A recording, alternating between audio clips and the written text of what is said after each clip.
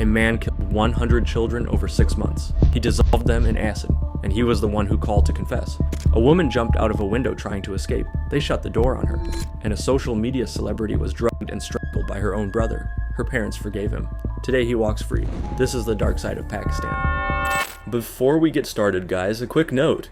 We've been covering the dark side of the internet from different countries for a while now, and while I was researching those videos, I kept coming across cases that have nothing to do with the internet, but are just as disturbing and just as worth showing when it comes to the dark side of a place. I didn't want to leave them out just because of that. So the internet series is going to keep going, but every now and then I'll drop videos like this one. The dark side of a country, no filter on whether the internet was involved or not. In December of 1999, the police in Lahore received a letter. The letter was from a man who claimed his name was Javed Iqbal, and in it, he confessed to killing 100 children, not with guilt, not asking for forgiveness, with a cold, calculated detachment so chilling that the investigators who read it for the first time thought it was a prank, or an empty threat, or the letter of some unhinged guy looking for attention. It was none of those things. Pakistan, one of the most populated countries in the world, with over 200 million people. A society marked by deep inequality where millions of children live on the streets of major cities. No family, no home, no one to ask where they are. That invisibility was exactly what Javed Iqbal exploited for over a year. This is his story, and the story of the 100 children who never made it home. Javed Iqbal Mughal was born in 1956 in Lahore, Pakistan's second largest city. He was the sixth of 8 children of a successful merchant. He grew up in a well-off family, went to respectable schools, and in 1978, while he was still a college student, started his own steel foundry business. From the outside, he was just a regular guy, a middle-class businessman, nothing that would raise any red flags. But from a very young age, there were signs the system completely ignored. In 1985 and again in 1990, formal complaints were filed against Iqbal for sodomy, twice. Neither time did he get convicted. The system let him walk, and he went on with his life, and with what he was doing in the shadows. In the years that followed, Iqbal opened a series of businesses designed to attract children. An arcade where he offered free or discounted tokens, a discount shop, an aquarium, a gym, an informal school. Every single one of those businesses was a trap, a way to stay close to vulnerable kids without anyone questioning why. When parents in nearby neighborhoods started getting suspicious of the arcade, Iqbal simply shut it down and opened something else. Between 1998 and 1999, over a span of roughly 6 months, Javed Iqbal took the lives of 100 children. 100. Most of them were between 6 and 16. They were orphans, street kids, runaways, boys who worked at workshops or markets to help support their families and one day just never came back. Children nobody looked for, or that someone did look for, but the system never helped find. Iqbal's method was always the same. He'd approach them with promises, work, food, a place to sleep. He'd bring them to his house,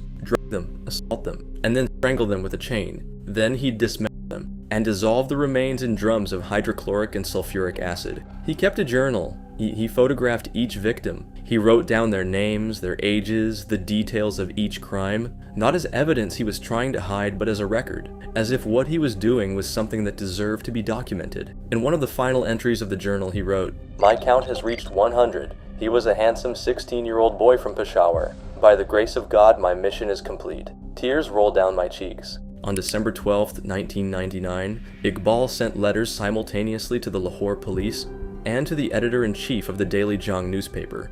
The letters described in detail what he had done. They included references to the journals, the photographs, the acid drums.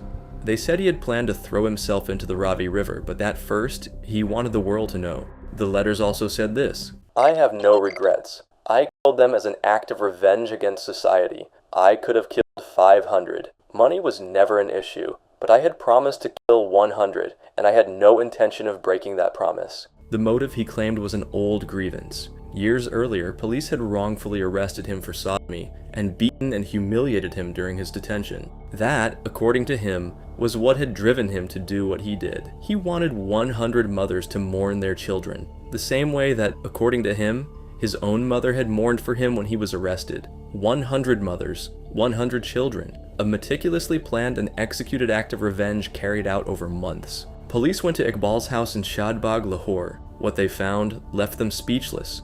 The walls and floor were covered in bloodstains. There were bags filled with clumps of human hair, Acid can take weeks to break down hair. The chain Iqbal used to strangle his victims. Photographs of 100 children, meticulously organized in plastic bags and labeled by hand. And 2 large blue drums filled with acid with partially dissolved human remains inside. Investigators also found a note left deliberately next to the drums. It said the remains had been left there on purpose for the police to find. Iqbal wasn't trying to escape, he was completing his plan. Police launched the largest manhunt in Pakistan's history. Iqbal had written that he planned to drown himself in the Ravi River. They dredged the river for days. Nothing. A month later, on December 30th, 1999, Javed Iqbal walked into the offices of the Daily Jung. He introduced himself to the staff with these words: "I am Javed Iqbal, the killer of 100 children. I despise this world. I feel no shame for my actions, and I am ready to die." He said he had turned himself in to the newspaper and not to the police because he was afraid the officers would kill him before he could speak. The trial began in February 2000. Iqbal walked back his initial confession and pleaded not guilty. But the evidence was overwhelming. The journals, the photographs, the remains in the drums, testimony from neighbors and acquaintances, and the testimony of his own accomplices. On March 16, 2000, Judge Alabuksh Ranja delivered the sentence, and it was a sentence the world had never seen before. Javed Iqbal would be strangled with the very same chain he had used to kill his victims, in front of the parents of the 100 children he had murdered. Then his body would be cut into 100 pieces and dissolved in acid, exactly as he had done to each one of his victims. And Pakistan, for the most part, cheered. But the federal government stepped in. The Interior Minister declared that Pakistan was a signatory to international human rights conventions, and that this execution could not be carried out. The sentence was suspended. Iqbal was sent to prison while the appeals were processed. On October 8, 2001, Javed Iqbal was found dead in his cell at Kot Lakhpat prison in Lahore. Authorities ruled it a suicide. He had apparently hanged himself with his own bedsheet, but there were questions that didn't have easy answers. His own lawyer revealed that weeks earlier, Iqbal had sent him a letter, warning that he feared he would be killed by prison authorities. One of his accomplices was also found dead in his cell on the same day, under identical circumstances. A simultaneous suicide? Or did someone inside the system decide to close the case in a way the justice system couldn't? There was never a satisfying official answer. The Javed Iqbal case exposed something Pakistan would have preferred not to look at directly. 100 children disappeared from the streets of Lahore in 6 months. 100. And no one, not the police, not social services, not the system as a whole, connected the dots until the killer himself called them to confess. Why? Because most of those victims were invisible before they died. Street kids, orphans, children from families so poor that when a child stopped coming home, filing a police report wasn't always the first response, or the only one. Because the police didn't always take those reports seriously. Because in a city of millions, a poor child who goes missing is a statistic, not a priority. Iqbal knew that. He chose his victims precisely because he knew no one would come looking for them. That no one would ask the right questions, that he could take the lives of 100 children in 6 months without the system ever catching on. And he was right. Today, the Javed Iqbal case is considered one of the most devastating serial crimes in Asian history. In 2023, Pakistan released a film based on his life, Javed Iqbal, the untold story of a serial killer, which sparked a fresh wave of debate about the systemic failures that allowed this to happen. The parents of many of his victims were never able to hold a funeral. There were no bodies to bury, just photographs in plastic bags labeled in Iqbal's handwriting, which police used as evidence and which then ended up sitting in a file somewhere. That was all that remained of 100 children. Our next case also takes place in Pakistan. It also involves a victim who asked for help and didn't get it in time. But this story happened in 2021, inside the home of a wealthy family in Islamabad, and it went through a trial that lasted years, and a verdict that sparked a debate the country still hasn't fully worked through. I'm talking about Noor Mukadam.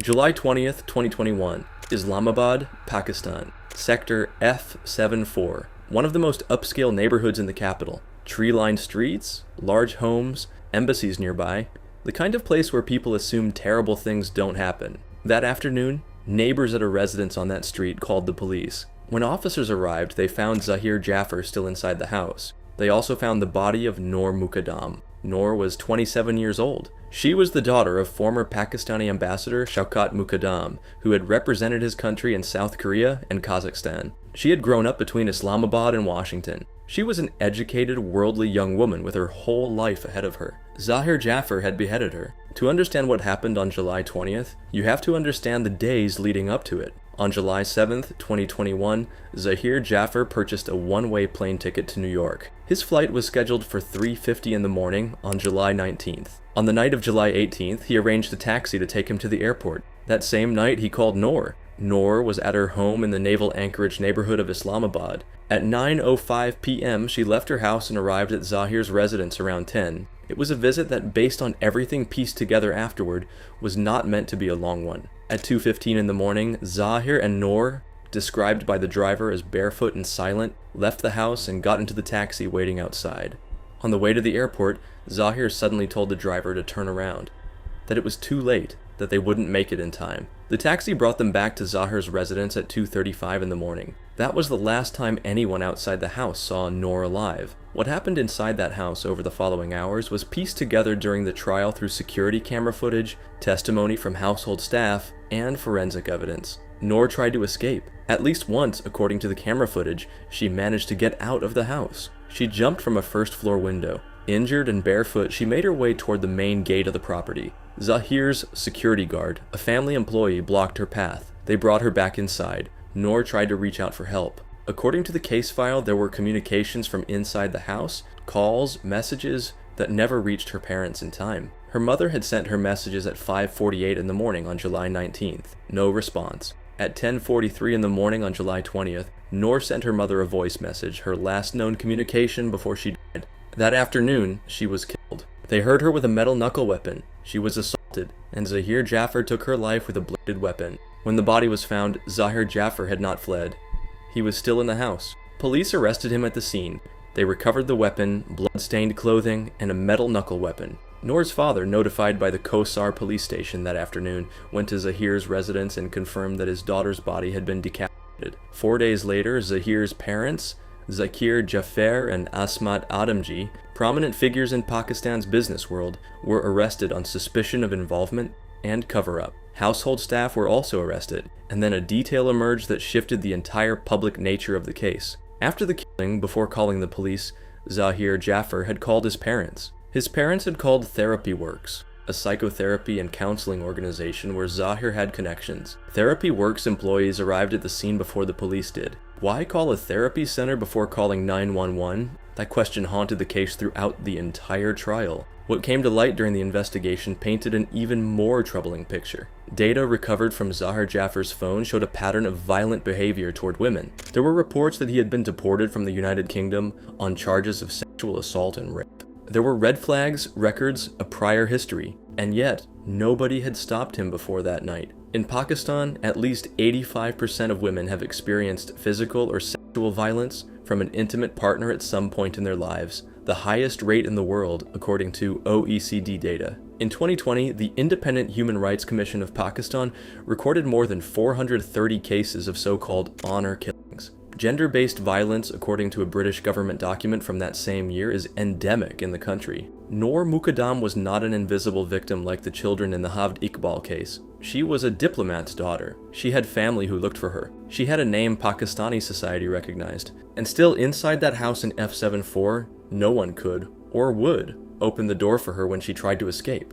The trial began in October 2021 and lasted 4 months and 8 days, one of the most closely followed proceedings in Pakistan's recent history. The hashtag Justice for Noor dominated the country's social media for weeks. Vigils were organized in Islamabad, Karachi, and Lahore. The Pakistani diaspora in Toronto held solidarity events. Zahir's defense tried to argue that he suffered from mental illness. The court found him physically and mentally fit to stand trial. On February 24, 2022, Judge Muhammad Atarabani read the verdict. Zahir Jaffer was found guilty of murder and rape. He was sentenced to death.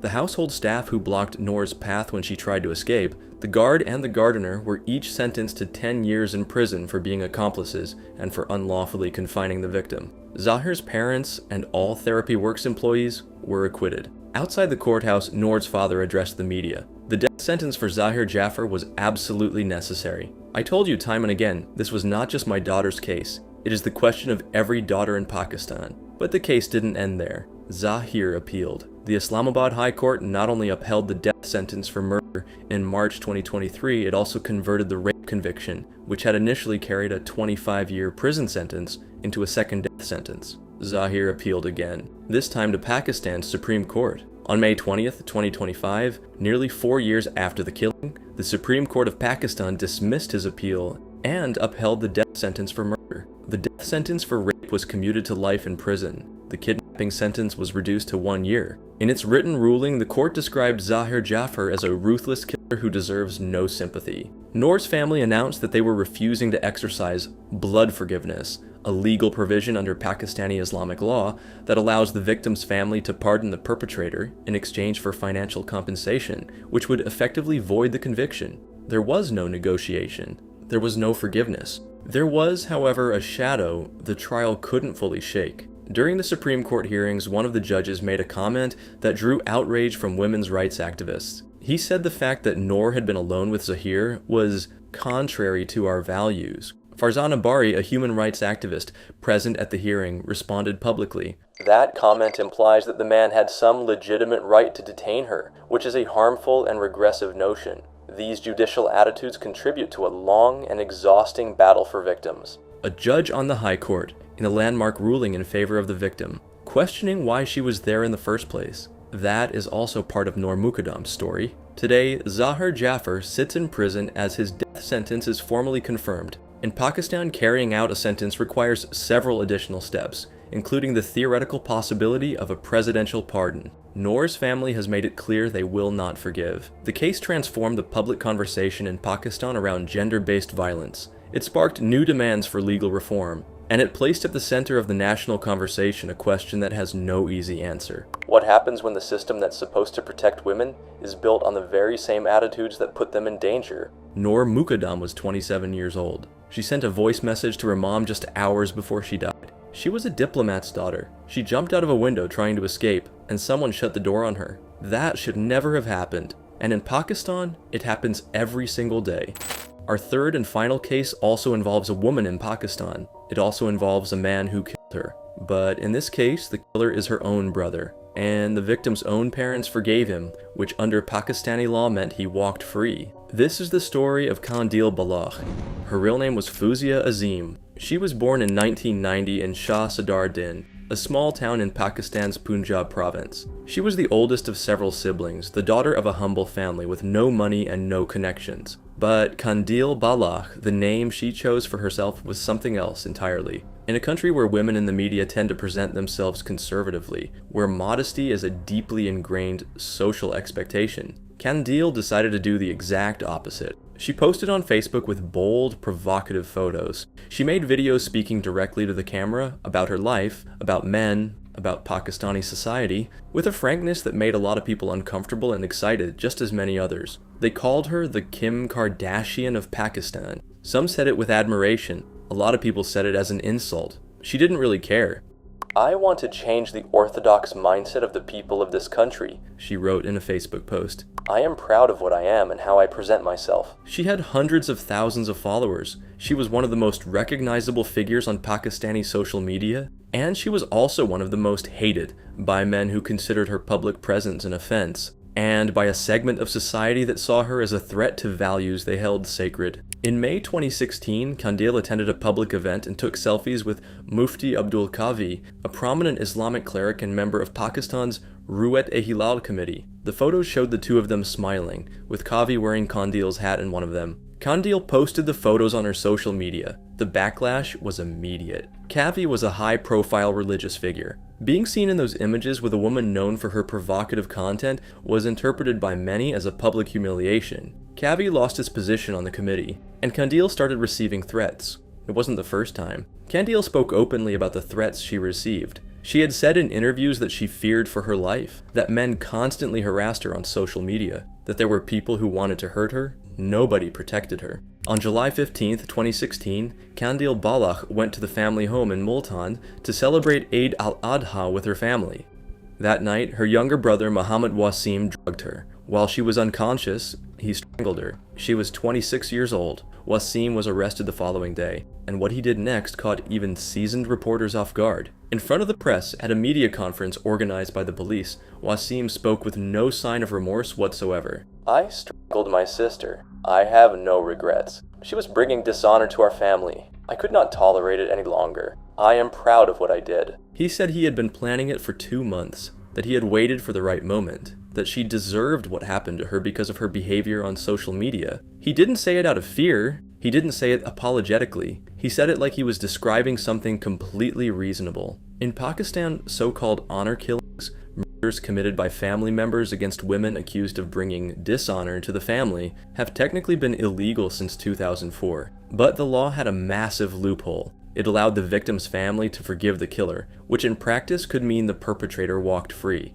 That loophole had been criticized for years by human rights organizations, because in the vast majority of honor killing cases, the victim and the killer are from the same family, which means the very relatives who could pardon the killer are often the same ones who approved of the crime in the first place. When Qandeel was killed, Pakistan responded with unusual speed. 3 months after her death, Pakistan's parliament passed a legal reform that eliminated the possibility of families pardoning killers in honor-killing cases, closing the loophole that for decades had allowed these crimes to go unpunished. Activists who had been pushing for that reform for years said it was Qandeel's death that finally moved parliament to act. Meanwhile, Wasim's legal case moved forward. In September 2019, 3 years after the killing, a court in Multan sentenced him to life in prison. But Qandeel's parents, Mohammed Azim and Anwar Bibi, had started to change their position. Initially, Qandeel's father had been the one who filed the original complaint against his own son. He had said he wanted justice. He had said his son didn't deserve to be forgiven. But in August of 2019, weeks before the sentence was handed down, the parents told the court they forgave their son Wasim, that they wanted him released. The court, applying the new law passed in the wake of Qandeel's case, decided that forgiveness alone wasn't enough to free Wasim, since the reform was specifically designed to prevent exactly that. It sentenced him to life in prison anyway, under a provision of the penal code that allows a judge to uphold a conviction, even in the face of family forgiveness when the crime constitutes mischief on earth, a category in Pakistani criminal law reserved for especially serious crimes against the social order. Wasim appealed. On February 14, 2022, Valentine's Day, nearly 6 years after the killing, the Lahore High Court issued its ruling. Wasim was acquitted. Prosecution witnesses had walked back their original statements. Qandeel's mother had presented the court with a formal reconciliation agreement declaring she forgave her son, and the court found that the original trial had incorrectly exercised its authority by convicting Wasim despite the family's forgiveness. Qandeel's mother spoke to the press outside the courthouse. I am happy about my son's acquittal, but we are still heartbroken over the loss of our daughter. Wasim Azim, the man who had confessed on camera that he had drugged and strangled his sister, and that he was proud of it, walked free. He had spent less than 6 years in prison.